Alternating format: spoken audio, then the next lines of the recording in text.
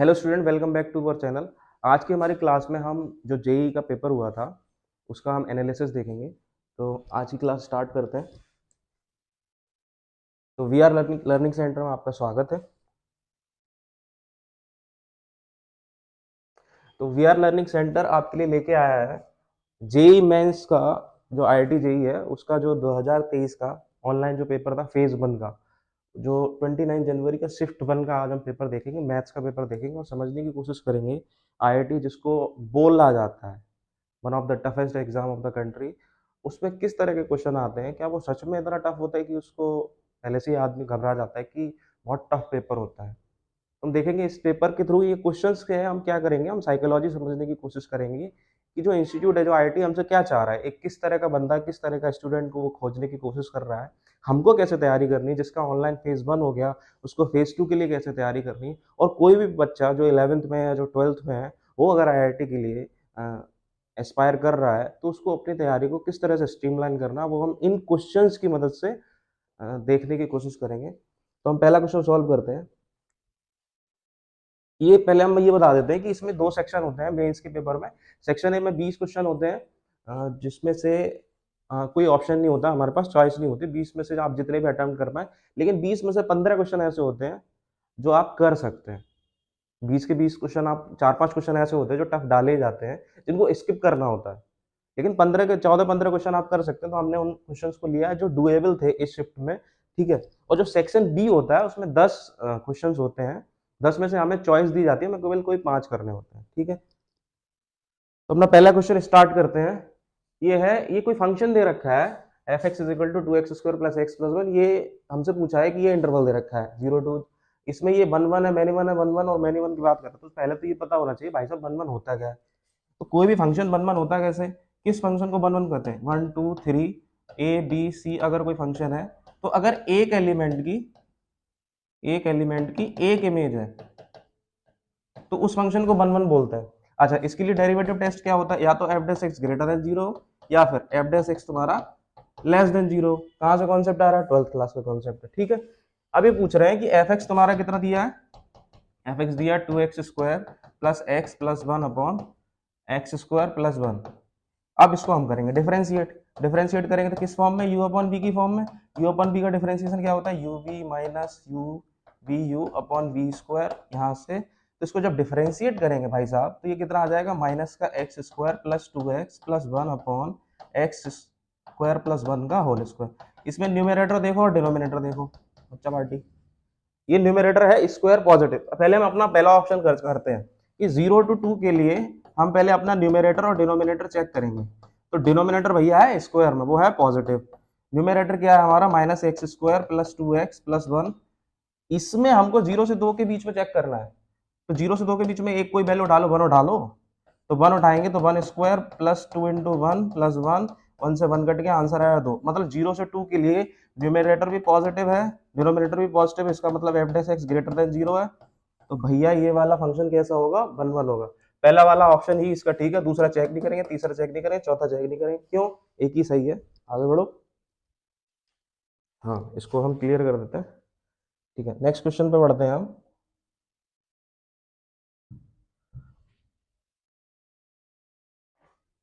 दूसरा क्वेश्चन है कि real part of the product Z1 Z2 दे रखा है। मतलब ये हमको कॉम्प्लेक्स नंबर का क्वेश्चन है, क्लास 11। ये क्वेश्चन कहां से उठाया है, क्लास 11 एनसीईआरटी चैप्टर है तुम्हारा complex number and quadratic equation, ठीक है। तो जेड जो होता है कॉम्प्लेक्स नंबर, वो a प्लस आई बी होता है। इसमें से ये वाला पार्ट रियल होता है, ये वाला जो कॉफिशिएंट होता है वो भी रियल होता है, लेकिन जो ये आई होता है जिसको कि आयोटा बोलते हैं रूट में -1, इसकी वजह से ये वाला पार्ट कैसा होता है, इमेजिनरी हो जाता है। हमको किस पार्ट के में डील करना है, रियल Z1 Z2। भाई साहब ये पूरा का पूरा एनसीईआरटी से उठाया हुआ क्वेश्चन है, plus real Z1 plus Z2 is equal to 0। तो यहाँ पर Z1 को हम मानते हैं a प्लस आई बी 1 मान लेते हैं, Z2 को मान लेते हैं a2 प्लस आई b2। पहले इसका Z1 Z2 करेंगे, तो Z1 Z2 का मल्टीप्लाई करेंगे यहाँ पे हम। तो इसका रियल पार्ट अगर हम निकालेंगे Z1 Z2 का, तो भाई साहब निकल के आएगा a1 प्लस आई b1 और a2 प्लस आई b2। इसको सिंप्लीफाई करोगे तो आएगा a1 a2 plus b1 b2, जो कि दे कितना रखा तुमको, 0। तो यहाँ से एक इक्वेशन तो भाई साहब तुम्हारी ये बन गई। दूसरा क्या है कि real Z1 plus Z2 is equal to 0, इसको अप्लाई करोगे तो A1 plus A2 is equal to 0 आ जाएगा। यहां से क्या समझ में आया, A1 is equal to minus A2। दूसरा क्वेश्चन ये हुआ। इन दोनों का अगर हम कंबाइन करेंगे, कंबाइन फर्स्ट एंड सेकंड, तो भाई साहब हमारा आ जाएगा B1 B2 is equal to minus A1 square, और A1 स्क्वायर कैसा है, 0 से छोटा। अब ये दिखा क्या रहा है कि A1 स्क्वायर मतलब B1 B2 का मल्टीप्लीकेशन लेस देन 0, इसका मतलब नेगेटिव है। ये दो नंबर का मल्टीप्लीकेशन नेगेटिव है। कब होता है दो नंबर का मल्टीप्लीकेशन नेगेटिव, या तो एक पॉजिटिव हो एक नेगेटिव हो। भाई साहब एक पॉजिटिव एक नेगेटिव होगा तभी तो करेगा, दोनों का मल्टीप्लीकेशन तभी तो नेगेटिव आएगा। तो इसमें हमको देखना है एक पॉजिटिव एक नेगेटिव। भाई साहब ये दोनों सेम साइन, इसका मतलब पॉजिटिव, दोनों छोटे हैं इसका मतलब नेगेटिव, ये भी नहीं हो सकता। दोनों इक्वल है, ये भी नहीं हो सकता। भाई साहब ग्रेटर और लेस का कॉम्बिनेशन है, तो ये पॉजिटिव होगा ये नेगेटिव होगा, यही सही है आंसर। ठीक है, ये वाला क्वेश्चन समझ में आया। कहाँ से उठाया, डायरेक्ट एनसीईआरटी से उठाया हुआ क्वेश्चन है। आईआईटी टफेस्ट एग्जाम है, घंटा। ये है तुम्हारा question, y is equal to F X 1,1, और ये डिफरेंशियल इक्वेशन दे रखी है। क्लास 12 में भर भर के बोर्ड एग्जाम के लिए तैयारी किए थे तुम, तो वेरिएबल सेपरेबल मेथड पढ़े थे, हाँ पढ़े थे। और यहाँ पर देखना ये y x plus 1 D X X square D Y, ये जो दे रखा है, और ये कौन सा मेथड लगाना है यहाँ पे, वेरिएबल सेपरेबल मेथड। लगाओगे तो फंस जाओगे, 3 मिनट लगेंगे यहाँ पे बर्बाद। ये क्वेश्चन तुमको लग रहा है कि ये वेरिएबल सेपरेबल मेथड से कर दोगे तो 3 से 4 मिनट लगेंगे तुम्हारे, फिर ये कैसे सॉल्व होगा, कॉमन सेंस से। भाई साहब ये लॉग का क्वेश्चन है, इसके ऑप्शन देखो पहले। ज्यादा दिमाग नहीं लगाना होता, ज्यादा पढ़ने वाले लोगों का सिलेक्शन नहीं हो पाता है। जो थोड़े खुराफाती होते हैं और कम पढ़ते हैं और दिमाग से पढ़ते हैं, उनका सिलेक्शन हो जाता है। इसमें ये बोला डायरेक्ट की 1,1 से पास हो रहा है। भाई साहब रखिए इसको, तुमको अगर इतनी वैल्यू भी पता है ना, log 1 की वैल्यू 0 होती है, ये क्वेश्चन तुम्हारा सॉल्व हो जाएगा। क्लास 7 का बच्चे को पता होगा कि log 1 की वैल्यू 0 है। यहाँ पे रखियो इसको, 1, ये x भी 1 है y भी 1 है, तो यहाँ पे 1 रखा, 1 इंटू 1, तो यहाँ पे log 1 into 1 is equal to 1/1 minus 1 is equal to 0। तो log 1 is equal to 0, 0 is equal to 0, LHS is equal to r। केवल इस ऑप्शन में ये पॉसिबल है, दूसरे ऑप्शन में ये होगा ही नहीं। इसमें भी नहीं होगा, इसमें भी नहीं होगा, इसमें भी नहीं होगा, यही ऑप्शन है। करते रहो वेरिएबल सेपरेबल मेथड, 30 सेकंड का क्वेश्चन है, और अगर वेरिएबल सेपरेबल मेथड से करोगे तो 3 से 4 मिनट लगेंगे, और हो पाए कोई गारंटी नहीं है। अगला क्वेश्चन, भाई साहब मैट्रिक्स डिटरमिनेंट चैप्टर पढ़े थे क्लास 12 का, उसी का क्वेश्चन है। मतलब मेंस का ऐसा लग रहा है कि क्लास 12 का जो एमसीक्यू का पेपर होता है उसको सॉल्व करें, ये मेंस का पेपर लग नहीं रहा। तो क्यों, तो ये आईआईटी ने हमसे बोला था हमको टफ है, नहीं किसी किसी और ने तुम्हारे दिमाग में भरा होगा ना। आईआईटी का पेपर कोई टफेस्ट पेपर नहीं, it is the smartest paper of the country. It is the smartest paper of the country for the smartest students. अब यहाँ पे ए जो है वो 3/3 मैट्रिक्स दे रखी है। ए स्क्वायर, ए की पावर 4 की वैल्यू तुमको कितनी दे रखी है, 21a प्लस बी आई। आई क्या होती है, आइडेंटिटी मैट्रिक्स है। यहाँ पे 3/3 की है तो आइडेंटिटी मैट्रिक्स 3/3 की होगी। और ए स्क्वायर की वैल्यू दे रखी है, ए स्क्वायर की वैल्यू ऐसे ही नहीं दे रखी है इसमें। ये तुम कितनी बार तुमने क्वेश्चन सॉल्व किया है 3.2 3.4 में, 12th क्लास में, ठीक है। तो ए की पावर 4 को हम कैसे लिख सकते हैं, ए स्क्वायर इंटू ए स्क्वायर, और यहाँ पर ये कितना है 21a प्लस बी आई, यहाँ पे 21, सॉरी इसको हम यहाँ पे ए स्क्वायर की वैल्यू दे रखी है हमको 3a प्लस, रुको 3a प्लस ए आई, 3a प्लस ए आई, यहाँ पे 3a प्लस ए आई। भाई साहब मल्टीप्लाई करोगे इसका तो 3 दिया हो गया 9 ए स्क्वायर, सॉरी मैं 3 दिया वाला हूँ, 3 3 भी बोल सकते हैं, प्लस 3a प्लस, क्योंकि आइडेंटिटी मैट्रिक्स से मल्टीप्लाई करोगे तो वही हो जाएगा।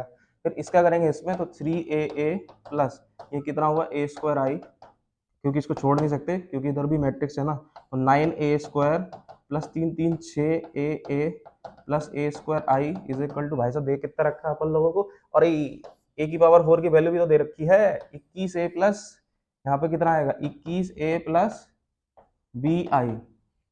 इसको सिंप्लीफाई करेंगे, सिंप्लीफाई करेंगे, ये भी हम ही करते हैं, तुम बैठ पे देख के बस एनालिसिस देख रहे हैं, ठीक है। इसको सिंप्लीफाई करोगे, ए की वैल्यू आएगी -1, बी की वैल्यू आएगी -8। यहाँ पे पूछा गया हमसे ए प्लस बी की वैल्यू पूछी, लो ए प्लस बी की वैल्यू कितनी होगी -8 -1 -9। ऑप्शन है तुम्हारा पहला सही। क्या सीखे, 12th क्लास की एनसीईआरटी पढ़नी है, ठीक है। ट्वेल्थ की एनसीईआरटी का क्वेश्चन है, कोई जेई वेई का क्वेश्चन नहीं है ये, हंसते रहो। आगे वाला क्वेश्चन देखते हैं।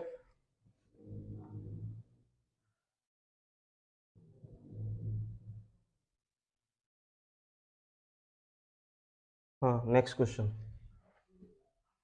अरे भयंकर question. Find the common area of the following region X square plus Y square is equal to 21 X greater than, ये ग्रेटर देन इक्वल, ये क्वेश्चन कैसे बनाया है आईआईटी ने?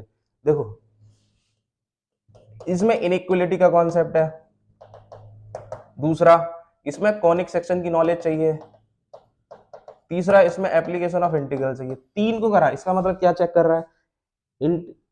जेई में हमारी इंटीग्रेटेड 11th प्लस 12th की कॉन्सेप्चुअल नॉलेज जो है उसके कनेक्टिविटी को देख रहा है। भैया इसको कॉनिक सेक्शन आता है तो कॉनिक सेक्शन से ये इसका कॉन्सेप्ट ये यहीं पे यूज कर पा रहा है या दूसरे सेक्शन पे भी यूज कर रहा है। मीनिंग देयर भाई कि भाई साहब जेई तुम्हारा एप्लीकेशन ऑफ कॉन्सेप्ट चेक कर रहा है कि इसको कॉन्सेप्ट की किस हद तक अंडरस्टैंडिंग है, ये कॉन्सेप्ट को किस हद तक अप्लाई कर पाता है। इसने मैट्रिक्स पढ़ी तो मैट्रिक्स से चैप्टर खत्म हो गया इसका, बस क्या ये ऐसा स्टूडेंट है या मैट्रिक्स का कॉन्सेप्ट ये लगा सकता है किसी दूसरे चैप्टर्स में? तो हमको क्या करना है, 11th मजबूत करना है, 12th स्ट्रॉन्ग करना है और उनकी जो इंटरकनेक्टेड नॉलेज है उस पर काम करना है, कनेक्टिविटी पे। ठीक, अब यहाँ पर सबसे पहले इस क्वेश्चन को करने के लिए भाई साहब तुमको यहाँ पर ये दे रखा है X square plus Y square is equal to 21। ये है क्या? ये क्या है? ये सर्किल है जिसकी तुम्हारी रेडियस कितनी दे रखी है, यहाँ पर R square is equal to 21 दे रखा है, तो रेडियस हो गई तुम्हारी √21। ठीक, और यहाँ पर x is equal to 1 line दे रखी है और y square is equal to 4x क्या दे रखा है? पैराबोला। क्या है? पैराबोला। सिमेट्रिक अबाउट किधर होगा? x axis. ठीक, ये लाइन कहाँ से पास होगी? इधर से। ये वाला सर्किल कैसे पास होगा? इधर से। तीनों को क्या करना है? कंबाइन करना है। और ये इनइक्वलिटी हमको ये बताएंगे हमको कौन सा रीजन चाहिए, तो तीनों को कंबाइन करेंगे भाई साहब, तो ये रहा पैराबोला, ये यहाँ से ऑरिजिन से पास हो रहा है, ठीक है, 0,0 से, और यहाँ से ये रही आपकी x इज इक्वल टू 1, और ये पॉइंट ऑफ इंटरसेक्शन है आपका पैराबोला और सर्किल का। किसका किसका है? पैराबोला और सर्किल का। तो पैराबोला की इक्वेशन क्या है? Y square is equal to 4x, और सर्किल की इक्वेशन क्या है? X square plus Y square is equal to 21। इसमें रखेंगे Y square is equal to 4x को, X square plus 4x is equal to 21। यहाँ से हमको पॉइंट ऑफ इंटर 21 है, 3 7, यहाँ से x की वैल्यू कितनी मिली? 3। भाई क्यों चाहिए जब x ही करेंगे तो x इज इक्वल टू 3। अब यहाँ से रीजन हमको चेक करना है, लेस देन इक्वल टू है, ग्रेटर देन इक्वल टू है, लेस देन इक्वल टू, तो हमको कौन सा रीजन पकड़ना है? ये वाला एरिया चाहिए हमको, ये वाला रीजन चाहिए, ये वाला और ये, इस एरिया को चाहिए। इस एरिया को निकालने के लिए हमको दो पार्ट में इसको करना पड़ेगा, A B C D E. तो इसका एरिया कैसे निकालोगे भैया? 12th क्लास का क्वेश्चन है यार। इसका एरिया जो होगा, इसका इस पार्ट का एरिया निकाल लेंगे, उसका डबल कर देंगे, तो 2a1 प्लस a2 कर दूं, ठीक है। तो a1 कैसे निकालोगे? 2a1, ये वाला a1, तो इसके लिए एक स्ट्रिप माननी पड़ेगी, ये y1, इसके लिए एक स्ट्रिप माननी पड़ेगी y2। ये स्ट्रिप किसकी है? ये स्ट्रिप है पैराबोला की। तो पैराबोला की y जो तुम्हारी दे रखी है वो 4x है, तो यहाँ से कितना हुआ? √4x, तो इसका मतलब 2√x। तो यहाँ से तुम्हारा इंटीग्रेशन होगा 2√x प्लस यहाँ से ये वाला जो y स्ट्रिप है ये सर्किल का है, तो सर्किल के लिए यहाँ से y की वैल्यू कैसे निकालोगे? यहाँ से y की वैल्यू निकालोगे √21 माइनस एक्स स्क्वायर, यहाँ से √21 माइनस एक्स स्क्वायर, और लिमिट यहाँ से तुम्हारा इंटीग्रेट होगा, यहाँ से 1 से 3 के बीच में आएगी, तो यहाँ से 1 से 3 के बीच में इंटीग्रेट करोगे, और इसको 3 से, और ये इसकी रेडियस भाई साहब कितनी है? √21, इसको 3 से √21 के बीच में इंटीग्रेट करना। ये भी हम ही कर दें? तुम क्या करोगे फिर? इसको सॉल्व करोगे तो तुम्हारा ये वाला ऑप्शन जो है इसका आंसर आएगा आपका 2√3 plus 21 pi upon 2 minus 8/3 sine inverse √3/7। इसमें कौन सा फॉर्मूला लगेगा तुम्हारा? √a² minus x square. क्या होता है? x upon 2 √a² minus x square plus a² upon 2 sine inverse x upon a। Answer तुम्हारा हो गया बी। हाँ, ये थोड़ा कैलकुलेटिव क्वेश्चन था लेकिन प्योरली एनसीईआरटी बेस्ड। किसका? एनसीईआरटी क्लास 12th का क्वेश्चन है जिसमें 11th के कॉन्सेप्ट इंक्लूडेड है। ठीक है, आगे बढ़ते हैं, नेक्स्ट क्वेश्चन करते हैं। आईआईटी टफेस्ट है भाई साहब, ये तुम्हारा फिर से लॉग आ गया, और लॉग में तुमको इतनी वैल्यू पता है कि log 0 होता है इनफाइनाइट, और log 1 की वैल्यू होती है 0, तो यहाँ से इन सारी कंडीशन को, ये दो कंडीशन सेटिस्फाई करने के लिए भाई साहब आपको x ग्रेटर देन 0 लेना पड़ेगा। तो x minus one automatically greater than 0 हो गया, इसको भी 0 नहीं कर सकते तो x माइनस फोर भी ग्रेटर देन 0 हो गया। तो x 0 से बड़ा है। अच्छा ठीक है, यहाँ से क्या समझ में आया भाई साहब कि x तुम्हारा, लग जाओ तुम, x 0 से बड़ा है, यहाँ से x 1 से बड़ा है, x 4 से भी बड़ा है, तो x 0 से भी बड़ा है, 1 से भी बड़ा, 4 से भी बड़ा। तो यहाँ से इससे कंक्लूजन क्या निकल के आया कि भाई साहब x 4 से बड़ा है। दूसरी बात यहाँ पे ये इसका डोमेन निकालना था। डोमेन का मतलब क्या होता है कि x की क्या क्या वैल्यू हम इसमें रख सकते हैं। तो भैया वो वैल्यू रख देंगे जिसमें क्या कहते हैं ये अनडिफाइंड ना हो जाए, वो वैल्यू रख देंगे।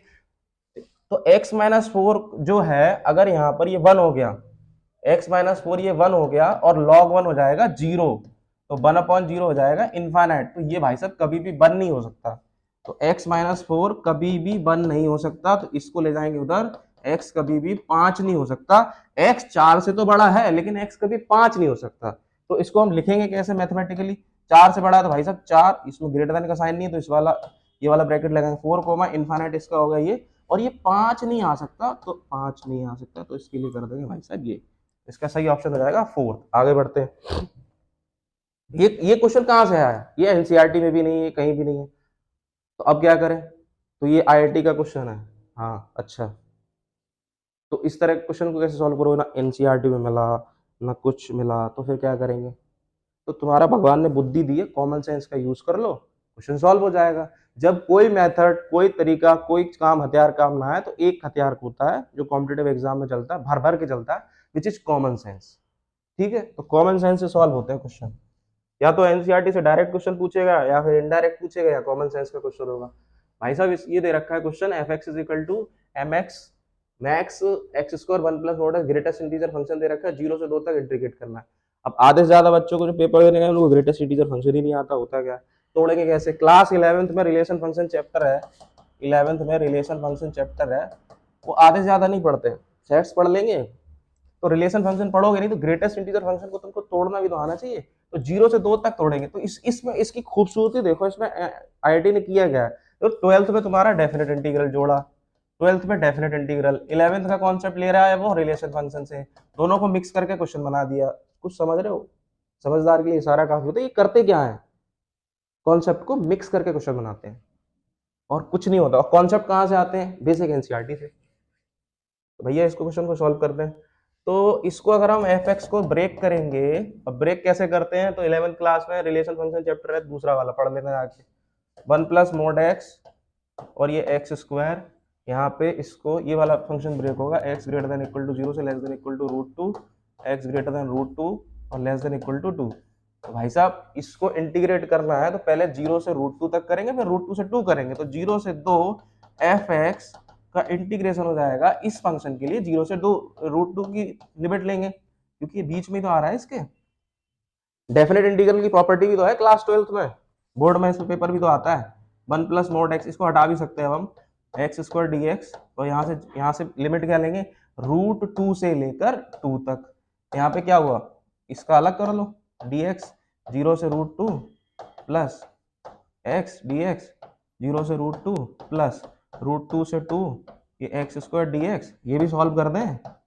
हाँ कर दो, फिर तुम क्या करोगे, तो इसका सॉल्व करोगे तो x पावर n का फॉर्मूला लगा देना, ठीक, और लिमिट लगाओगे तो इसका आंसर आएगा आपका F x is equal to 4√2 plus 5/3। It means your आपका ऑप्शन नंबर ए करेक्ट है। इस क्वेश्चन में कुछ नहीं करना था, ये तो तुम कर ही लोगे, जेई की जब तैयारी कर रहे हो इतना। इसमें ये था इस क्वेश्चन को, फंक्शन को ब्रेक कौन कौन कर सकता है, फंक्शन को ब्रेक करना आना चाहिए, और डेफिनेट इंटीग्रल की प्रॉपर्टी आनी चाहिए कि अगर किसी पॉइंट पर, किसी पार्टिकुलर क्रिटिकल पॉइंट पर फंक्शन ब्रेक हो रहा है तो लिमिट को 2 पार्ट में हम डिवाइड कर सकते हैं। ये सिंपल कॉन्सेप्ट चेक किया था, तुम्हारी कैलकुलेशन थोड़ी चेक कर रहा है वो।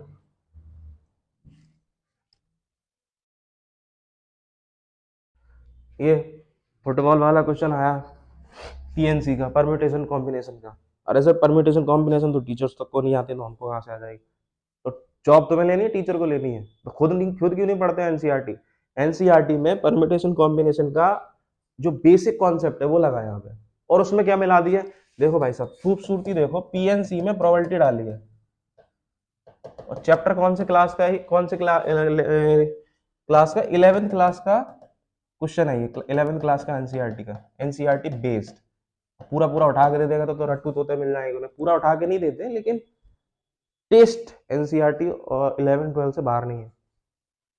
तो फुटबॉल में 15 प्लेयर है, अच्छा, और टी शर्ट उनको अपने अपनी has a T shirt of their नाम, फाइंड द प्रोबेबिलिटी। 15 प्लेयर की अपनी अपनी टी शर्ट है, जैसे मेसी की अपनी होगी और जैसे क्रिस्टियानो रोनाल्डो की अपनी अपनी होगी, उनकी सबकी अपनी अपनी टी शर्ट्स हैं। तो उनमें ये पूछ रहे हैं कि एटलीस्ट, अब यहाँ पे फंसेगा question, at least 13 player pick there correct T shirt. 15 में से 13 ने अपनी अपनी टी शर्ट करेक्ट उठा ली, लॉट रखा था 15 का, तो 15 में से 13 ने उठा ली, तो एटलीस्ट भी तो लगाया भाई साहब, एटलीस्ट लगाया तो 13 और 14 और 15 दोनों आ जाएंगे।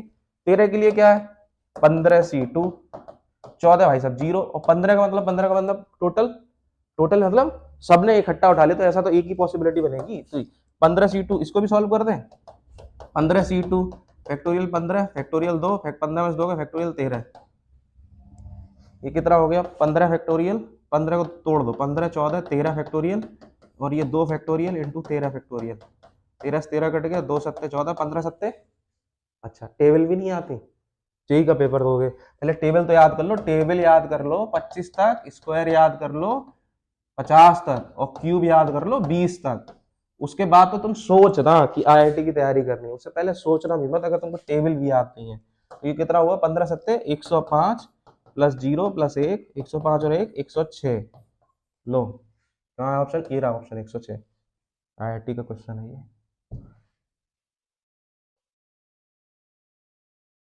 लो ऐसा लग रहा है कि मतलब तुम्हारे साथ मजाक किया, और सच बता रहे हैं इतना इजी पेपर है, बोर्ड से ज्यादा, मतलब 15 में से 20 में से 14 क्वेश्चन, और 14 क्वेश्चन को पकड़ना भी अपना आर्ट होता है कि भैया छोड़ना कौन सा है।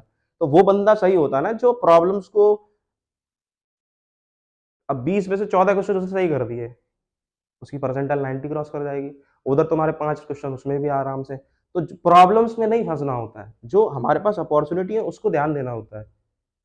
इतने इजी इजी क्वेश्चन है, जरूरी है कि टिपिकल क्वेश्चन वो डाले ही इसलिए जाते हैं कि आपका कॉन्फिडेंस चेक किया जाएगा कि बंदा किस तरह का है। इस बंदे को जो हमारे पास है वो दिखता है, प्रॉब्लम्स दिखती हैं, या इस बंदे को सॉल्यूशन ओरिएंटेड बंदा है या प्रॉब्लमेटिक बंदा है। वो तुम्हारा पेपर से तुम्हारी नॉलेज चेक नहीं कर रहे हैं, वो तुम्हारा माइंडसेट चेक कर रहे हैं। नॉलेज ही चेक करनी होती तो मार्कशीट देख के ना नौकरी दे देते, फिर क्यों कॉम्पिटेटिव एग्जाम ले रहे हैं। वो तुम्हारा माइंडसेट तुम्हारी साइकी जानना चाहते हैं। चलो, तीन तीन बैड और 7 गुड एप्पल हैं, उनको मिक्स करा, मतलब 3 तो बुरे हैं, 3 खराब हैं और 7 अच्छे हैं एप्पल हैं। टोटल एप्पल कितने हो गए 10। Okay, find the probability of 4 good Apple और 4 एप्पल। इसको शर्म आ रही है हम लोगों को कि ये वाला क्वेश्चन हम सॉल्व कर रहे हैं। ये 11th क्लास की प्रोबेबिलिटी का क्वेश्चन है, लेकिन एक बात ध्यान रखो, मैं 11th कई बार लिख चुका हूँ, 12 से ज्यादा 11th लिख रहा हूँ मैं। तो भाई साहब 4 सेलेक्ट करने हैं 7 में से, तो यहाँ पर क्या होगा प्रोबेबिलिटी हमारी 4 की, 7 अच्छे हैं तो 7C4, टोटल कितना है 10, 10C4 निकाल लो। इसको भी सॉल्व कर दें, हाँ इतना फालतू टाइम नहीं है, 1/6 आंसर आएगा, ये रहा। ठीक है, नेक्स्ट क्वेश्चन की तरफ बढ़ते हैं हम। अगले क्वेश्चन में दे रखा है if x is equal to p is root of this quadratic equation. हमको ये fx फंक्शन दे रखा है, इसमें x tends to 2p plus, यहाँ तक इसकी लिमिट सॉल्व करनी है इस फंक्शन की। तो भाई साहब हमको फंक्शन क्या दे रखा है, fx is equal to 1 minus cos x square minus 4px plus Q square plus 8q plus 16 upon में क्या दे रखा है x माइनस 2p का होल स्क्वायर। ये फंक्शन दे रखा है, यहाँ पे x नॉट इक्वल टू 0 के लिए ये वैल्यू दे रखी है, x is equal to 2p के लिए ये वैल्यू दे रखी है, और x is equal to 2p पे 0 है। हमको लिमिट निकालनी है x tends to 2p plus. ये क्वेश्चन तुम्हारे लिए बड़ा आसान होता है, हम बच्चों के लिए हमको पता है कि हमको अगर p में दे दो भाई साहब, सर हमको p में देते हैं आंसर, ये हमको क्यों क्यों क्यों ये हमको क्यों दे रहे हो, ये क्यों किस लिए दे रहे हो, ये नहीं। अब ये वाला क्वेश्चन हम पे नहीं हो पाएगा। p में देते तो मैं कर लेता, p में देते तो हम कर लेते। तो इसके लिए भाई साहब तुमको जेई में ये ऊपर कुछ दे भी तो रखा है, इसको दिमाग ऐसी थोड़ी ना कि उठा कोई और ब्रश कर रहा था उसने क्वेश्चन बना दिया, बहुत दिमाग से सोच समझ के क्वेश्चन बनाते हैं। तुमको परेशान करना, मैं बार बार बोल रहा हूँ, तुमको परेशान करना उनका ऑब्जेक्टिव है ही नहीं, तुम्हारा माइंडसेट चेक कर रहे हैं। ये वैल्यू क्या दे रखी है x इज इक्वल टू 2, इसका रूट दे रखा है। तो यहां से जब इसका ये रूट दे रखा है तो इसमें हम अगर हम पुट करेंगे x is equal to P X plus Q is equal to zero, हमको क्या एलिमिनेट करना है, हमको q नहीं चाहिए क्योंकि हमको p पे लिमिट निकालनी है। तो इसमें हम अगर 2 की वैल्यू रखेंगे तो 2 स्क्वायर प्लस p, यहाँ पे x है तो p into two plus Q is equal to zero, ये 4 plus 2p plus Q is equal to zero, हमको q नहीं चाहिए ना, तो 4 plus Q is equal to उधर ले जाएंगे इसको तो माइनस का 2p हो जाएगा, स्क्वायर करेंगे दोनों तरफ तो क्या हो जाएगा, तो 4 का स्क्वायर a प्लस बी का होल स्क्वायर क्या होगा 16 plus Q square plus 2ab 8q is equal to 4p square. अब तुम्हारे गले का कांटा निकल गया क्योंकि हम ये देखो ये वाली पहले वैल्यू दे रखी 16 plus 8q plus Q square, 16 plus 8q plus Q square की जगह हम क्या रख देंगे 4p स्क्वायर, बस हो गया। आप क्या बचा इसमें, तो limit x tends to 2p plus 1 minus cos x square minus 4px, और इस पूरे टर्म की जगह हम क्या रखेंगे 4p square upon x minus 2p का होल स्क्वायर। भाई साहब आंसर हमारा आएगा इसका 1/2। ये वाली वैल्यू तो सॉल्व कर लोगे आप, जो तुम्हारी प्रॉब्लम थी वो तो एलिमिनेट कर दी। ठीक है, नेक्स्ट क्वेश्चन की तरफ बढ़ते हैं। भैया नेक्स्ट क्वेश्चन है, इंसिडेंट रे दे रखी है y equal to x upon root 3, reflect किया है इसको सरफेस में x प्लस वाई, ये मिरर इक्वेशन दे रखी है x plus y equal to 1, find the point of intersection of reflecting ray with x axis. Physics भी लगा दी तुमको मैथ के क्वेश्चन में। तो y equal to x upon root 3 है, y इक्वल टू x होता है तो ग्राफ कैसे बनता है ऐसे, x अपॉन रूट 3 है तो ये ग्राफ उसी हिसाब से किधर की तरफ टिल्ट करेगा x एक्सिस की तरफ। इसका ग्राफ अगर बनाएंगे y equal to x upon root 3 का तो कैसे बनेगा बच्चों, ये तो हो गया हमारा, दोबारा बनाते हैं सही से, ना बनोगे तुम, नहीं बनोगे।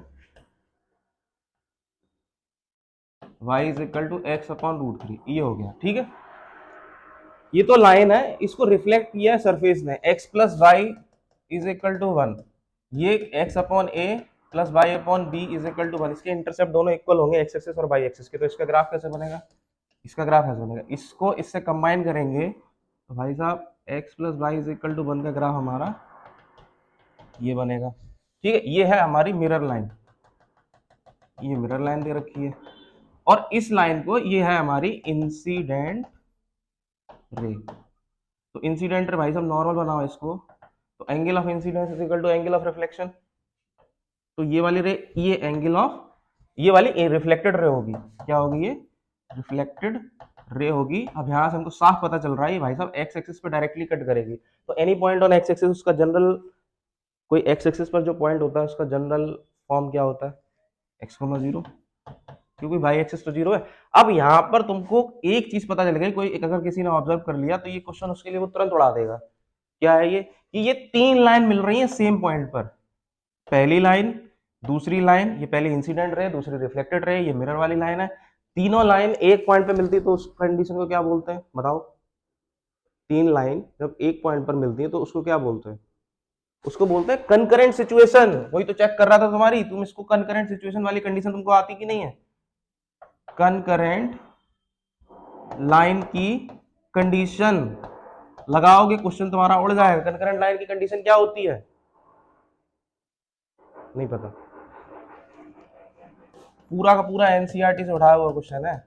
एनसीईआरटी में क्लास 11th में जाना, चैप्टर स्ट्रेट लाइन खोलना, और ना स्ट्रेट लाइन खोल पाओ तो पेज नंबर 228 खोल लेना।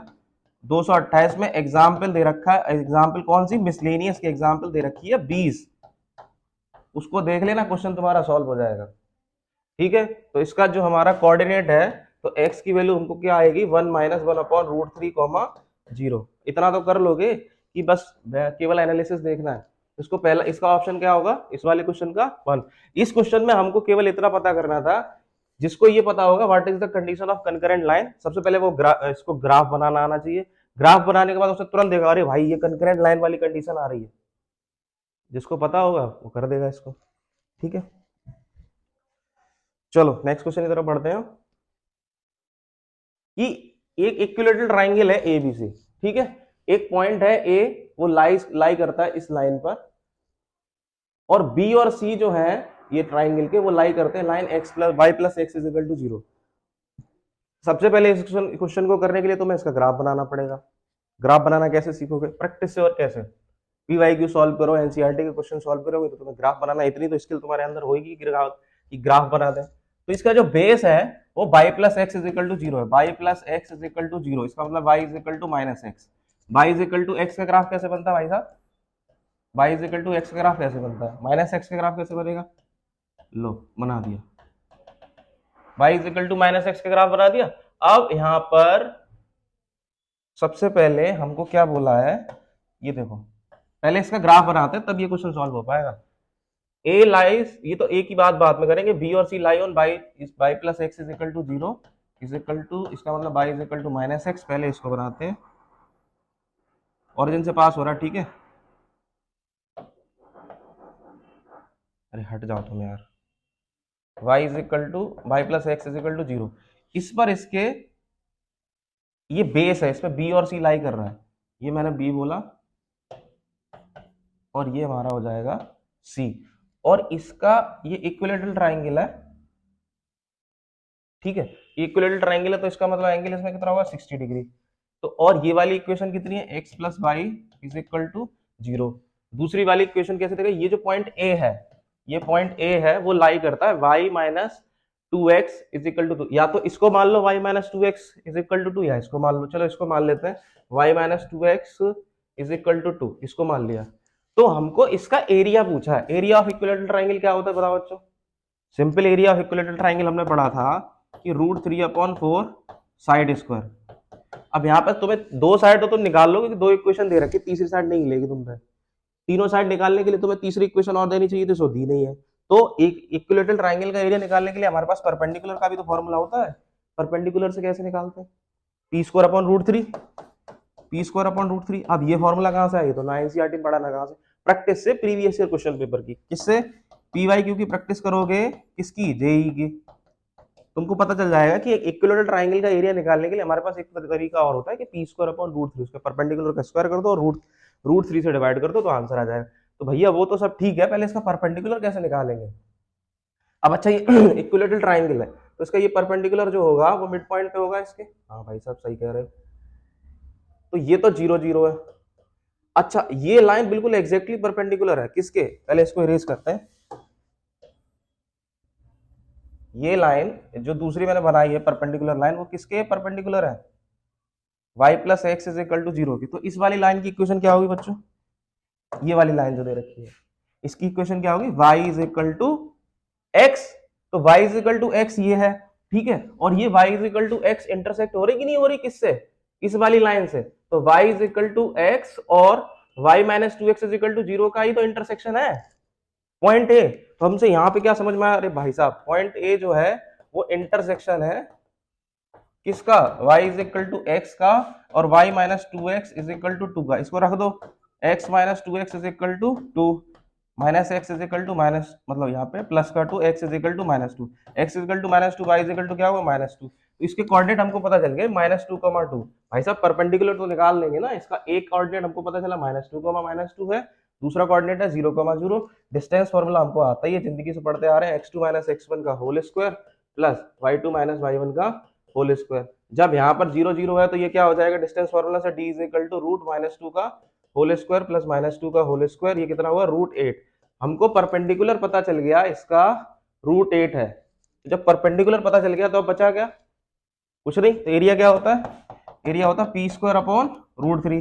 परपेंडिकुलर कितना है? √8, इसका स्क्वायर करोगे रूट हट जाएगा, 8 अपॉन √3। आंसर आ गया 8 अपॉन √3। आंसर नंबर तीसरा सही है तुम्हारा इसका, ठीक है। कहां से? इसमें क्या का कौन कौन से कॉन्सेप्ट लगे? इसमें कॉन्सेप्ट लगे स्ट्रेट लाइन के, इसमें लगा कॉन्सेप्ट लगा कोऑर्डिनेट ज्योमेट्री का, ठीक है। और इक्विलेटरल ट्राइंगल का एरिया हम रूट से भी निकाल सकते हैं, परपेंडिकुलर से भी निकाल सकते हैं, वो लगा।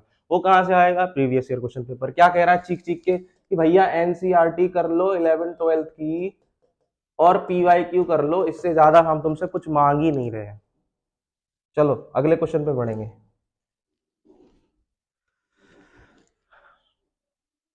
आ जाओ।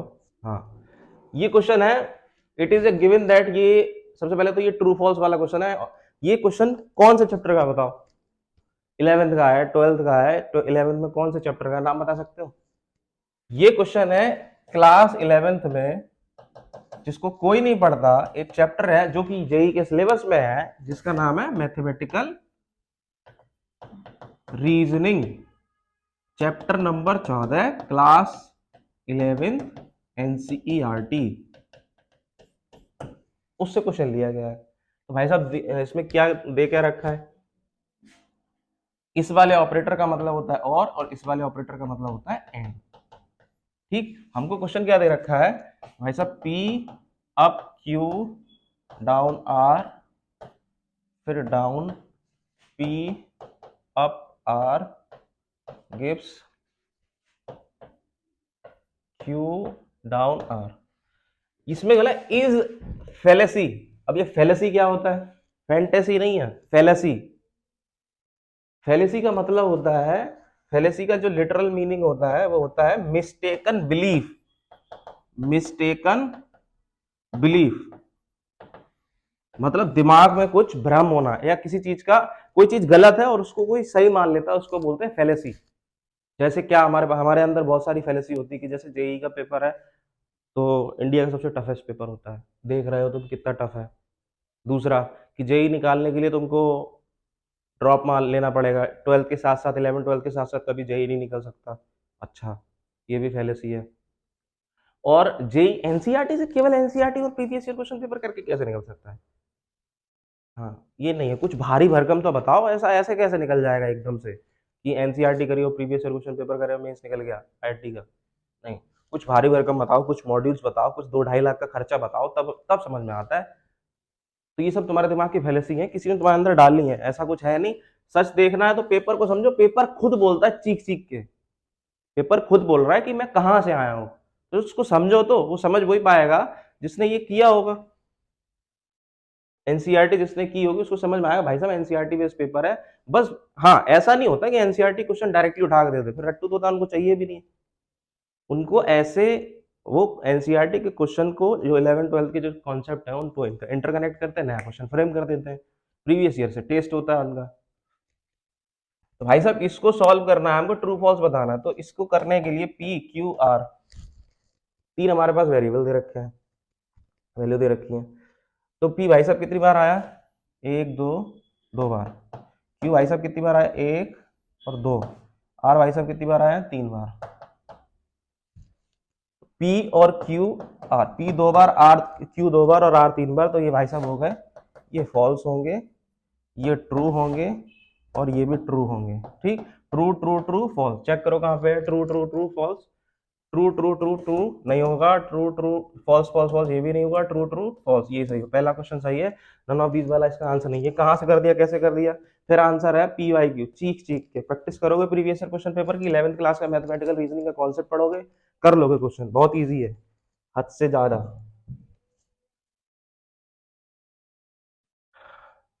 Next question, let the region x belongs to 0,1 और ये a दे रखा है, इसका ग्राफ हमको बनाना है। यहाँ ये चीज तुमको ध्यान रखनी पड़ेगी जब तुम इसको, इसका ग्राफ बनाओगे, बाई एक्सिस के साथ बनाना है, इसमें हमको ग्राफ बनाना है एक्स एक्सिस के साथ, और फिर इसका रेशियो निकालना है, ए और बी का जो ट्राइंगल आएगा उसका रेशियो निकालना है। कैसे करेंगे भाई साहब? तो पहले इसका ग्राफ बनाना है हमको, ग्राफ बना देते हैं। चलो ए का ग्राफ कैसे बनाएंगे? 2x less than equal to y, इसका ग्राफ बनेगा भाई साहब, यहाँ ऑरिजिन से पास होगा ये हो गया 0,0, ये वाला ग्राफ, ये वाली इसका पॉइंट कितना हो जाएगा? 0,2। ठीक है, और ये कितना हो जाएगा? ये हो जाएगा 1/2,1। ठीक, ये वाला ए का है, और इसको हमको किसके साथ निकालना? बाई एक्सेस के साथ। भाई साहब इसके साथ निकालना, ये वाला एरिया पूछ रहा है। एरिया ऑफ ट्राइंगल होता क्या है? Area of triangle 1/2 base into height. 1/2 base, इसमें कितना है? इसका बेस कितना है? 2। हाइट इसकी कितनी है? इसकी हाइट कितनी है? एक्स कोऑर्डिनेट चेक करो, 1/2, 2 से 2 कट गया, आंसर आया 1/2। तो ए का आंसर आ गया 1/2। दूसरा आंसर में क्या है? बाई एलिमिनेट कर दिया है। इसका ग्राफ कैसे बना है? इसका ग्राफ आपका बनेगा, ये ऑरिजिन से पास होगा, ठीक है, ये फिर से 0,0, और ये दोनों सेम लगा रहे हैं, तो ये दोनों का ग्राफ जो है 1/2 1,1 से पास होगा, और इसका कितना पास होगा, ये 1,1 से, 1,1 नहीं 1,0, क्योंकि एक्स एक्सिस पे है। ठीक, तो इसका एरिया निकालेंगे तो इसकी बेस कितनी हो गई, इसका एरिया हमको निकालना है एक्स एक्सिस के साथ, ये रही एक्स एक्सिस, ये वाई एक्सिस है, ये एक्स एक्स डैश, ये y y dash, x axis के साथ निकालेंगे इसका एरिया, तो एरिया क्या होगा इसका 1/2, बेस कितना है 1, हाइट कितना है, हाइट इसकी है, हाँ हाइट ये वाई कोऑर्डिनेट लेंगे ना, तो वाई कोऑर्डिनेट 1 है, तो 1, ये कितना हुआ 1/2,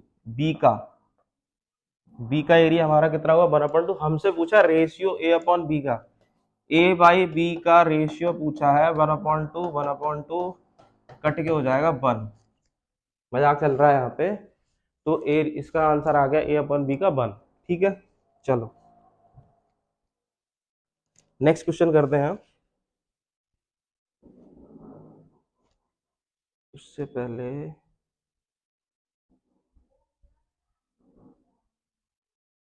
सेक्शन बी से पहले, हाँ ये भी क्वेश्चन हो गया अपना, और ये भी हो गया। हाँ अब हमारा सेक्शन बी आया है, तो जो सेक्शन बी होता है इसमें 10 क्वेश्चन हमको दे रखे होते हैं, उसमें से हमसे कोई 5 करने होते हैं, हमें चॉइस दे रखी होती है, और इसमें जो हमारा न्यूमेरिकल वैल्यू होता है उसको हमको टाइप करना होता है कि कितनी वैल्यू हमारा आंसर आया, उसको टाइप कर दो, और हमको 5 क्वेश्चन ही करने होते हैं। इसमें कितने होते हैं, 10 क्वेश्चन का सेट दिया होता है, उसमें लिखा होता है attempt any 5 question out of the 10, हमको कोई 5 करने होते, तो 5 हमारे पास इस शिफ्ट में कौन से इजी इजी थे हम जो कर सकते थे, वो मैं दिखाता हूँ। भाई साहब ये बायनोमियल नहीं, ये सीक्वेंस एंड सीरीज में तुमने जीपी पढ़ा था क्लास 11, मैं कितनी बार 11th लिख चुका हूँ, ये देखो class 11 chapter sequence and series, GP पढ़े थे, जीपी,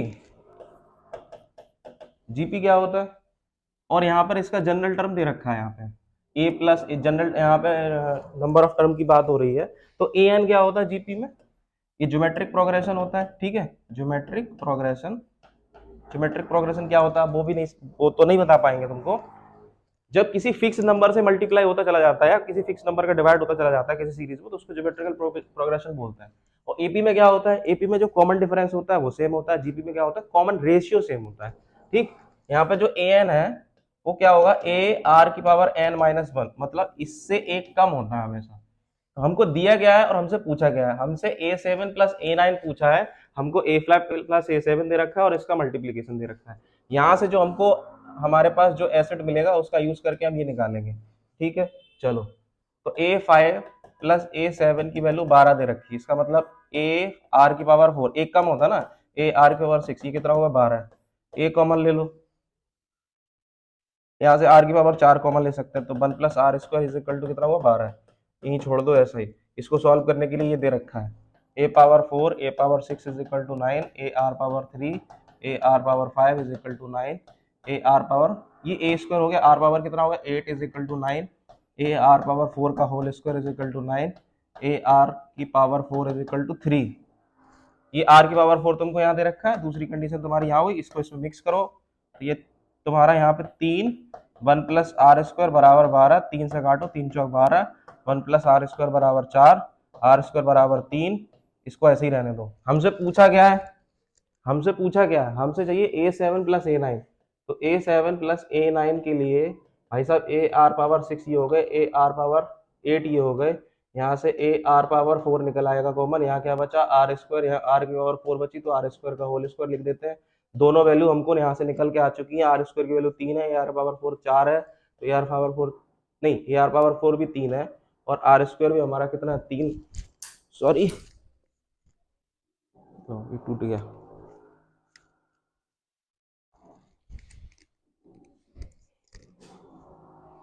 एक्साइटमेंट, तो यहाँ पे आर स्क्वायर कितना 3 है, और ये आर स्क्वायर का पावर, ये भी 3 का होल स्क्वायर हो जाएगा, ये कितना होगा 3, 3 प्लस 3 दिया 9, 9 3 12, 12 दिया 36 आंसर आएगा इसका, बस थोड़ा कैलकुलेशन करना और कुछ नहीं, इसमें टाइप करेंगे, हम टाइप करेंगे 36 और सबमिट कर देंगे। ठीक है, जीपी का क्वेश्चन है sequence series class 11 NCERT based, NCERT based, 11th class का बच्चा भी कर देगा इसको सॉल्व।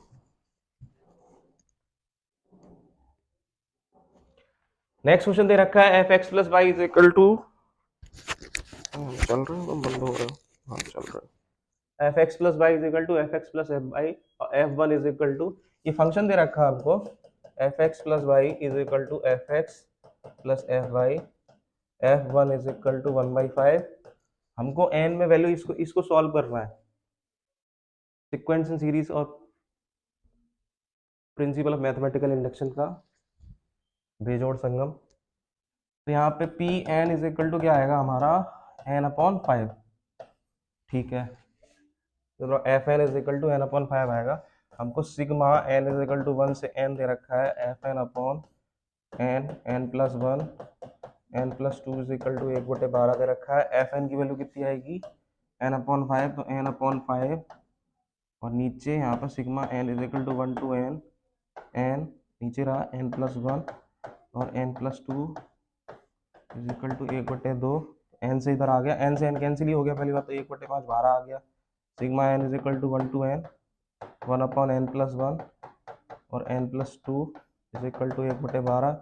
इसको तोड़ेंगे, तोड़ो इसको, sigma n is equal to 1 to n, 1 upon n plus 1 minus 1 upon n plus 2 is equal to 1/12। अब ये भी सॉल्व कर दें क्या हम भी, तुम क्या करोगे, इसको सिंप्लीफाई करेंगे तो हमारा n की वैल्यू अगर रखेंगे 10, हाँ तो L H S R S आ जाएगा बराबर n इज इक्वल टू 10, इसमें आपका आंसर आएगा। इसको सिंप्लीफाई करो, अब क्या बचा है इसमें, छोटे बच्चे हो क्या, तो n की वैल्यू इसमें 10 आएगी, इसमें टाइप करना है इस वाले क्वेश्चन में type n is equal to 10, इस क्वेश्चन का आंसर हमारा कितना हो गया 10, कुछ नहीं, सीक्वेंस एंड सीरीज पीएमआई का कॉम्बिनेशन है, 11th क्लास। हाँ ये वाला भी क्वेश्चन कौन सा था 11th, कितनी बार 11th लिख चुके हैं, जो बच्चा समझ रहा होगा कि मेरे को तैयारी कैसे करनी है उसको समझ में आ गया होगा कि कितना इंपॉर्टेंस है 11th का। ये S is equal to set दे रखा है, हमें इसकी रैंक निकालनी, रैंक निकालने के लिए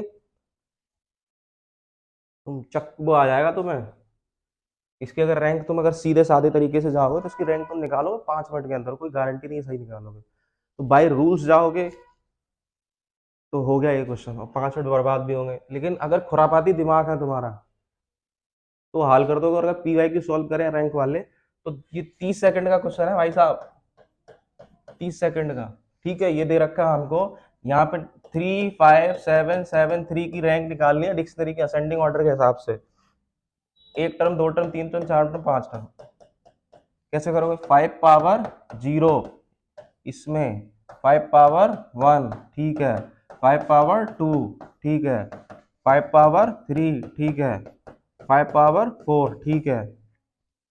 अब करना क्या है, अच्छा 2 ठीक है, 2 3 और ये कितनी बार दे रखा है 2 बार, तो 4 2 बार कर दो और यहाँ पर 1 कर दो। इसको भाई साहब सॉल्व कर लोगे या ये हम तुमको खुद बताएं सॉल्व करके, ठीक है। तो इसका आपका आंसर सॉल्व करके आएगा 1748। कहाँ से करा ये वाली ट्रिक, कहाँ से आए हम, ये वाले ट्रिक कोई लेके पैदा नहीं होता, ठीक है। ये ट्रिक जब जैसे जितना जितना ये क्वेश्चन क्या कह रहा है चीख चीख के कि पी वाई क्यू सॉल्व कर लो, मैं तुमको ट्रिक बना के दे दूंगा, वो ट्रिक तुम यहाँ पे अप्लाई कर लेना, तुम्हारा क्वेश्चन सॉल्व हो जाएगा, ठीक है। तो ये क्वेश्चन तुम इस ट्रिक से कर सकते हो, ये ट्रिक हमने बना ली है, तुम भी बना सकते हो, ठीक है। रैंकिंग के क्वेश्चन के लिए 5 पावर 0 5 पावर, यहाँ पे ये टर्म देखे जाते हैं कितने हैं, 5 पावर 0 1 2 3 4 5, 5 की पावर 0, 5 की पावर 1, 5 की पावर 2, 5 की पावर 3, 5 की पावर 4 और आपका आंसर आएगा 1748। तो इसमें हम क्वेश्चन में टाइप करेंगे टाइप 1748, तो ये वाला क्वेश्चन हमारा सॉल्व हो जाएगा। ये क्वेश्चन एनसीईआरटी में तुमको शायद नहीं मिलेगा, लेकिन इसको जैसे पीवाईक्यू की प्रैक्टिस करोगे तुम तो उसको तो इस तरह के क्वेश्चन तुमको भर भर के मिलेंगे। तो अगला क्वेश्चन हम करते हैं अपना,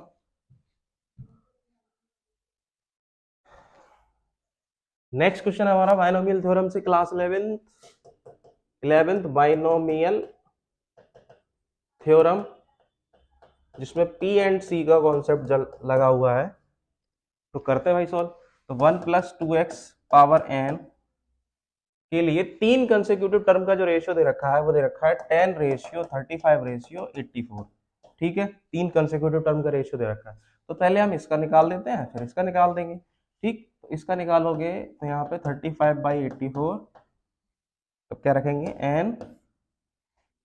NCR 2 पावर R, यहाँ पे NCR +1 2 पावर R +1। पहली इक्वेशन से यहाँ से सॉल्व करेंगे, दूसरा हम इस वाले से भी रख सकते हैं। तो 10/35, ये कितना आ जाएगा, 7 से करो, 7 पंजे 35, 7 12, 5 दूनी 10, 5 सत्ते 35, 2/7 ये आ गया। इसको करोगे तो क्या आएगा, NCR +1 रखेंगे इसमें, 2 power R +1 upon NCR +2 2 power R +2। NCR पता ही है क्या होता है, factorial N upon factorial R, N-R का फैक्टोरियल। इस दो क्वेश्चन को, पहली और दूसरी को हम सिंप्लीफाई करेंगे और यहाँ पर हमारी n की वैल्यू आएगी 10। सिंप्लीफाई तो कर लोगे, ये 11th में बायनोमियल थ्योरम में तुमने बहुत बार किया है कोएफिशिएंट निकालने के लिए। ठीक है, तो n की वैल्यू हमारी कितनी आएगी इस वाले में, 10। चलो नेक्स्ट क्वेश्चन में बढ़ते हैं, आ जाओ। हाँ, consider 3 coplanar vectors. Okay, 3 coplanar vector, ये बताओ ये कौन से स्टैंडर्ड का क्वेश्चन है, क्लास 11th का है, क्लास 12 का? क्लास 12 का तो कौन से चैप्टर का? क्लास 12 का 3D का क्वेश्चन है, जिसमें आपको वेक्टर का नॉलेज होना चाहिए। तो वेक्टर और 3D का इंटीग्रेटेड नॉलेज चेक कर रहा है भाई साहब। कोप्लेनर वेक्टर की कंडीशन क्या होती है, क्या होती है कंडीशन, 12th क्लास में पढ़े थे कोप्लेनर वेक्टर की कंडीशन। 3 वेक्टर एक ही प्लेन में होंगे, उसके लिए उसकी क्या कंडीशन होती है, उनका मॉडुलस कैसा होना चाहिए, 0। मतलब मॉडुलस का मतलब उनका डिटरमिनेंट कैसा होना चाहिए, 0। तो भाई साहब ए दे रखा है 3i - 4j प्लस लैम्डा के कैप। हमको निकालना क्या, हमको 9 लैम्डा की वैल्यू निकालनी है। अब तो कोई सोच रहा होगा पहले लैम्डा निकालें उसका 9 में मल्टीप्लाई करें, ना तुमको परेशान करता ही नहीं है, तुम इसको सॉल्व करोगे अपने आप 9 लैम्डा आ जाएगा। बी निकालना है 4i प्लस 3j माइनस का के कैप। सी निकालना है, मतलब सी दे रखा है, निकालना क्या है उसमें, 3i 3j माइनस 4k। भाई साहब इसका मॉडुलस निकालें, मतलब इसका डिटरमिनेंट निकालेंगे, तो i कैप नहीं, इसका मॉडुलस हमको कैसे चेक करना है, 0 होना चाहिए, तो इसमें i cap j cap k cap की वैल्यू कम बात कहाँ से आ गई। इनका मॉडुलस निकालो, मॉडुलस निकालेंगे भाई साहब इसका 3 4 और ये उठा लो, 3 -4 और ये कितना था, लैम्डा उठा लो यहाँ से, और ये 4 3 माइनस है, 4 3 माइनस है, और यहाँ से कितना उठाओगे 1, ये 3 माइनस का 4, और ये कितना होना चाहिए भाई साहब 0। तो यहाँ से क्या होता है, पहले प्लस लेते हैं, फिर माइनस लेते हैं, फिर प्लस लेते हैं। अरे डिटरमिनेंट में यही तो करते रहे जिंदगी भर। 3 लिया, फिर ये प्लस लगाएंगे, फिर यहाँ माइनस लगाएंगे, माइनस माइनस क्या होगा, प्लस हो जाएगा, प्लस 4 करेंगे, प्लस क्या करेंगे, लैम्डा करेंगे, इज इक्वल टू क्या रख देंगे, 0। जब 3 लेंगे तो इसको हटा देंगे, तो 3 चौक कितना हुआ, माइनस का 12, और ये माइनस माइनस कितना हुआ, प्लस का कितना हो गया, 3। और यहाँ से इसको सॉल्व करेंगे तो ये हटा देंगे, तो कितना हुआ, 4 चौक माइनस का 16, और 4 चौक माइनस 16, और ये कितना हुआ, माइनस का 1। ठीक है, और यहाँ से सॉल्व करोगे इस वाले को तो कितना आएगा, 3 चौक 12 और माइनस का 3, 12 में से 3 का 9 लैम्डा, ये कितना हुआ, 12 3 9 माइनस का 27, और ये कितना हुआ, 16 था, हाँ ये प्लस हो जाएगा, 15 चौक माइनस का 60, और ये कितना हुआ, 12 में से 3 का 9 प्लस 9 लैम्डा आ गया ना, खुद ही 9 लैम्डा। तुमको लैम्डा नहीं निकालना था, तुमको 9 लैम्डा खुद आएगा, ये आ रहा है। 9 लैम्डा इज इक्वल टू 0। यहाँ से ये कितना हुआ, 60 और 27 87, तो माइनस का 87 plus 9 lambda is equal to 0। यहाँ से 9 लैम्डा की वैल्यू आ गई 87। खत्म कहानी। इसमें करोगे टाइप 87। कहाँ का क्वेश्चन है, purely NCERT class 12 3D plus vector का नॉलेज होना चाहिए, उसका है। बोर्ड में से टफ क्वेश्चन आते हैं, जेई मेंस टफ तुम लोगों ने अपने दिमाग में बनाया। This is not, IIT is not the toughest paper, it is the smartest paper. For the smartest students. तो हमने आज की पूरे एनालिसिस में हमने देखा क्या, तो आज हमने जो क्वेश्चन सॉल्व किए थे 29 जनवरी शिफ्ट 1 के जो क्वेश्चन सॉल्व किए थे, तो उसमें हमने ये पाया था लगभग 25 क्वेश्चन में से ऐसे क्वेश्चन थे, 14-15 क्वेश्चन सेक्शन ए में थे जो डुएबल थे, जो इजी थे, जिसने 11-12 में केवल और केवल ठीक से अपना बेसिक जिसका स्ट्रांग है और पीवाई की जिसने किए हैं, तो वो 14 से 15 क्वेश्चन कर देगा। और सेक्शन बी में 5 क्वेश्चन बहुत इजी थे, 5 नहीं 7 क्वेश्चन इजी थे, लेकिन हमने 5 ही किए हैं। तो हमें एक कंक्लूजन ये निकला कि 25 में से हम 20 क्वेश्चन कर सकते हैं, 25 में से 20 क्वेश्चन हम कर सकते हैं। 5 क्वेश्चन थोड़े टफ होते हैं, ट्रिकी, तो उनको छोड़ दो ना। तो तुम्हारा फोकस प्रॉब्लम पे होता है या अपॉर्चुनिटी पे होता है, तो हम तो 20 कर देंगे, 20 करो 90% क्रॉस कर दोगे मैथ्स में, ठीक है। तो यहां से एनालिसिस में हम क्या देखें, ये भाई साहब ये किताब तुमको चीख चीख के क्या बता रही है कि भाई साहब ये किताब का नाम है NCERT, और ये किताब में 2 हिस्से हैं, एक 11th है और दूसरा हिस्सा है 12th। मतलब 11th और 12th की NCERT कर लो। उसके बाद भाई साहब ये क्या है, what is this, this is PYQ। तो NCERT किसके लिए, बेस। और NCERT में इस तरह से नहीं कि तुम्हारा पहला चैप्टर कर लिया, दूसरा चैप्टर कर लिया, क्वेश्चन रट लिए, नहीं। इसमें क्या चेक कर रहा है मैं तुमको बताता हूँ। बोर्ड में हमको किस तरह की नॉलेज चेक होती है, बोर्ड में तुमसे पूछेगा पॉइंट ए क्या है, पॉइंट बी क्या है, पॉइंट सी क्या है, पॉइंट डी क्या है। और IIT में तुमसे क्या पूछा जाता है, ये NCERT से बोर्ड में पूछता है ए क्या है, बी क्या है, सी क्या है, डी क्या है। IIT क्या करता है, ए को मिलाओ, बी को मिलाओ, सी को मिलाओ, डी को मिलाओ, और एक नया पॉइंट बनाया, नया कॉन्सेप्ट बनाया, कॉन्सेप्ट नंबर P।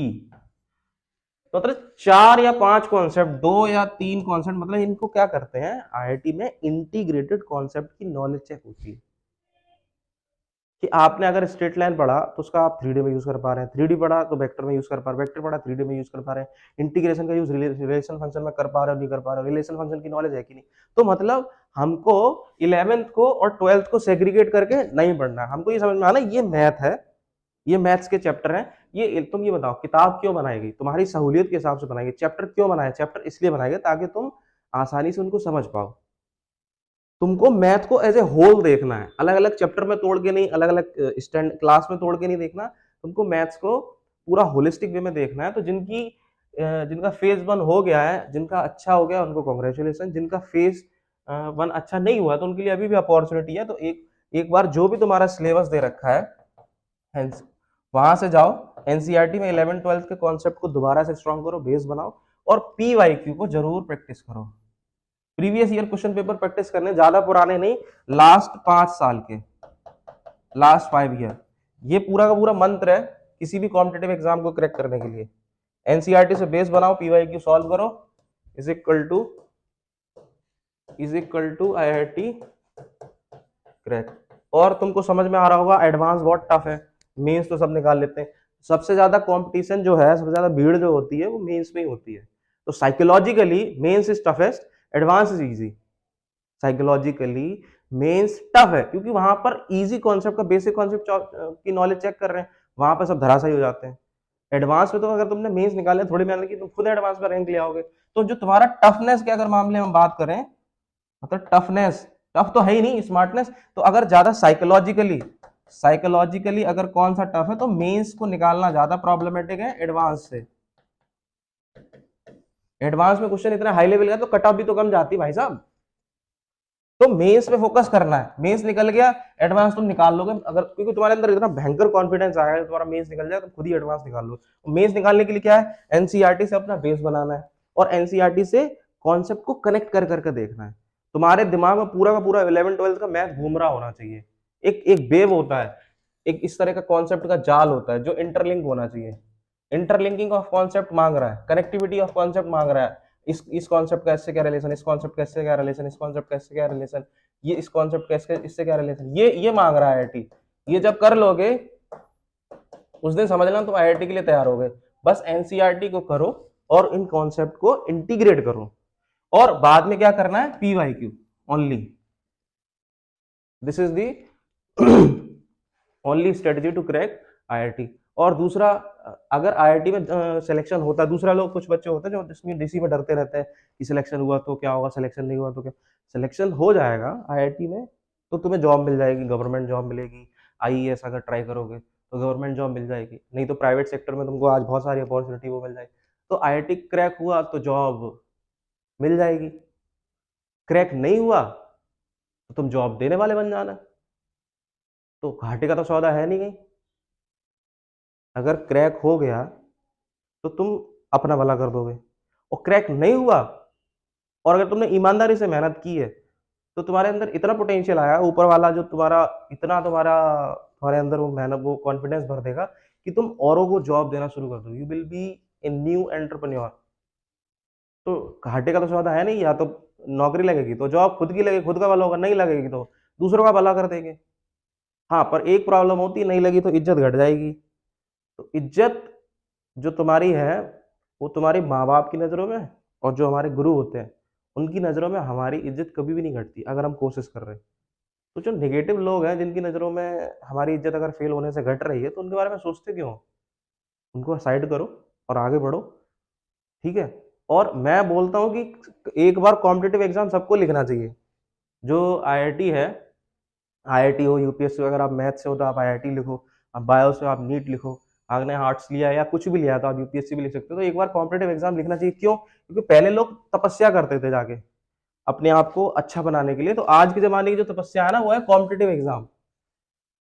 तो एक कोटेशन जो मैंने अपनी तैयारी के दौरान सीखा है वो है, competitive exam is the fastest way to uplift your mind and purify your soul and enhance your understanding. क्या बोला मैंने? Competitive exam in this era, in this 21st century, competitive exam is the fastest way to uplift your mind, understand yourself, purify your soul, enhance your understanding and be a better person. तो competitive exam में अगर आपका selection हुआ तब आपका best version निकल के आ जाए, सिलेक्शन नहीं हुआ तो आप अपने आप को जान जाएंगे। तो कॉम्पिटिटिव एग्जाम की तैयारी बिल्कुल करो। एक साल अपनी जिंदगी ऐसा दे दो कि हाँ कॉम्पिटिटिव एग्जाम की तैयारी करें, तुमको पूरा जीवन समझ में आ जाएगा। एक तरह की ये तपस्या होती है, तो करो, बैठे क्यों हो? फेल हो गए तो कोई प्रॉब्लम नहीं है, माँ बाप की नजरों में, गुरु की नजरों में इज्जत तो घट नहीं रही। कहाँ घाटे का सौदा है? कहाँ नौकरी लगी तो अपनी जॉब आप पक्की, नहीं लगी तो दूसरों को जॉब दे देंगे। प्रॉब्लम कहाँ है? उठो, आगे बढ़ो। किसके बारे में सोच रहे हो? वो आस पड़ोस के 4-5 लोग हैं उनके बारे में सोच रहे हो? उन्होंने तुमको बड़ा तो नहीं किया। तो ठीक है, आज की क्लास में हमको ये समझ में आया कि हमको आईआईटी या इवन जनरल किसी भी कॉम्पिटिटिव एग्जाम को अगर हमको क्रैक करना है तो हमको अपनी एनसीईआरटी, क्योंकि ये सारी इंडियन बॉडीज हैं, इंडियन अथॉरिटीज हैं जो हमको पेपर बनाती, कहाँ से बनाएंगे? एनसीईआरटी बनाएंगे, क्योंकि एनसीईआरटी हमारा सिलेबस है। तो हमारा एनसीईआरटी पढ़ेंगे, बेसिक्स स्ट्रॉन्ग करेंगे, प्रीवियस ईयर क्वेश्चन की प्रैक्टिस करेंगे और एग्जाम हमारा क्रैक हो जाएगा। This is the simple strategy. तो इसी के साथ हम अपनी क्लास को एंड करते हैं, ठीक है। जय हिंद, और मिलते हैं अपनी नेक्स्ट क्लास में। Thank you so much.